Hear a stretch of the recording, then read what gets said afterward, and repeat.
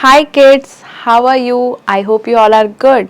I'll be teaching you computers. So, all of you take out your book. Chapter number 1, a magical machine, computer. Everybody knows computer is a magical machine. It is an electronic machine. It works with our efforts. So, we'll be learning more about this in this chapter.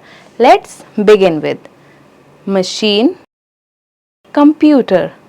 Let's just start the chapter. Hello Kitty. How are you? Do you know my father gifted me a computer? Really? Computer is a smart machine. Machine. Machines are man-made things. Machines run on electricity. Some machines can also run without electricity. Look at the following machines. A washing machine is used to wash and dry dirty clothes. A television is used to watch movies and cartoons. A refrigerator is used to keep food and drinks fresh and cold. A fan gives us cool air in summer days. All the above machines run on electricity.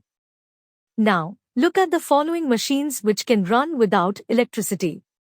A bicycle helps us to go distant places. A sewing machine stitches clothes. A calculator calculates the number sums. It runs on a small button battery.